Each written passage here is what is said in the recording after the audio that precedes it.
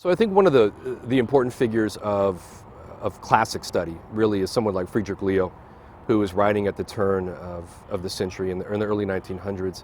He's one of the first people to sit down and look at Greco-Roman biography and to try to categorize it, working with sort of seeing Greco-Roman biography from the perspective of Suetonius's work and Plutarch's work, and then sort of organizing things along that schema. And I think he's really important in that way, at least in terms of sort of setting forward that conversation. There are others who come after him and do some work along those same lines, but in many ways they're all sort of standing on Leo's shoulders. And so those of us now who've been doing work with gospel genre and specifically gospels as biography sort of owe at least the entry-level work, some of the early work to him, and we also stand on his shoulders as well. I think as far as it relates to biblical studies, one of the people we would have to talk about specifically would be Talbert and his work in looking again at the Gospels. He was one of the first people to sort of put the Gospels again in that larger conversation of Greco-Roman biography and attempted to divide Greco-Roman biography into different categories, I think with varying results. But I think that work again springboards us to ultimately Richard Burridge and What Are the Gospels, which really stands now as sort of the classic text in New Testament studies and biblical studies as it relates to the Gospels as biography. I think the way that he was able to connect the Gospels to specific examples of biography, to look at how Gospels are constructed, how biographies are constructed, to note the similarities in how words and verbs and nouns and so on are used. It does a deeper dive, I think, into the subject than anyone else had done before that. In the years since then, we are beginning, I think, to define and redefine and rework some of that conversation. I think Michael Beth Dinkler's work on narrative in the Gospels has been really important, not so much maybe as pushing forward the Gospels as biography hypothesis, but certainly getting us to think a bit more about genre and how genre functions. And also Elizabeth Shively's work that's really starting to come out now, thinking about gospel genre, thinking about Mark, and then just thinking about how human beings categorize things, not just genres, but I think in a larger cognitive sense. Her work, I think, is opening up new horizons for us to be thinking about how gospels work, how genre works, how literature works, how the human mind functions in those larger conversations as well. So my work in many ways was really inspired by Richard Bauckham's work, The Gospels for All Christians. And I think Richard, unfortunately, has taken a bit of heat in the Academy for the title of that book, which was an edited volume in which he and others began to rethink gospel audiences. And Richard's central hypothesis was the Gospels aren't letters, they're not epistles, and yet we continue to read them as though they are epistles, and we continue to read them as though the audience groups for the Gospels would be the same, or very much the same as those that Paul was writing to. So in his opening essay, he just raises the question about the connection between genre and audience. Should we read the Gospels the way we read letters?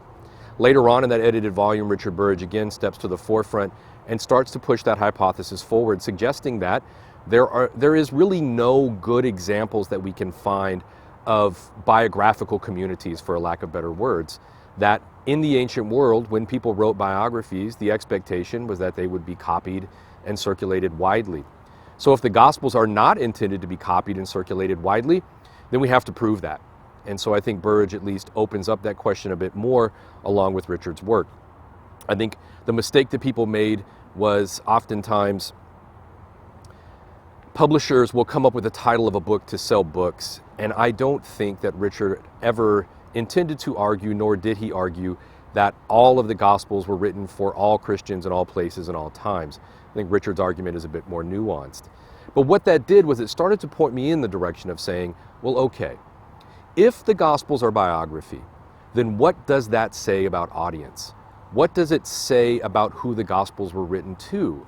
And is there any way for us to narrow down our audience levels to the kinds of very specific audiences that many gospel scholars have hypothesized over the years for each one of the Gospels. And as my research unfolded, it became really clear, really quickly, that there was no good evidence to suggest that any biography in the ancient world was ever written for a very small, sectarian audience of the sort that we oftentimes associate with early Christianity. That we could even think about primary audiences and secondary audiences.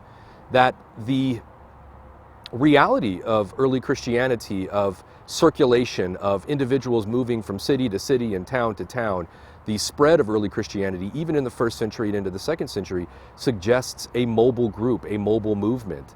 The fact that Mark is most likely written first and then used by Matthew and Luke suggests the circulation of texts outside of whatever their original contexts were. So on the one hand, I think the original context of each one of these texts is incredibly important. I'm just less certain at this point that we can actually definitively reconstruct that. What I think we can reconstruct, or what we can think about, is biography itself. And if we look at biography and if we look at this genre and we say that the point here is to be writing about Jesus in a way that would reach the largest number of people in a literary form, then I think biography is well suited for that.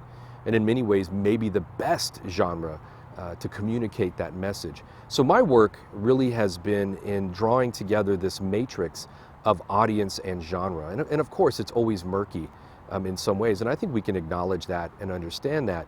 But I think there are some helpful conclusions that come out of that work. So what does the future hold? I think the future is really bright. I think the future is really interesting on this subject. I think not enough has been done, perhaps, with looking more specifically at the Gospels as biographies or reading them as biographies. I'd love to see more commentaries, more articles that are looking specifically at various pericope or looking at entire Gospels and reading them through that lens, sort of envisioning what that looks like. I think the horizon of genre studies itself is really interesting. I think, as I previously mentioned, Elizabeth Shively's work is really interesting in kind of pushing that forward. I think the one caveat that I ultimately have with this is again, as we are continuing to push the conversation forward and as we're continuing to think about how we work cognitively now, what we understand about cognitive science now, I think all of that is incredibly important, but it also assumes and sort of projects a model back onto the ancient world that I'm not sure was really being used.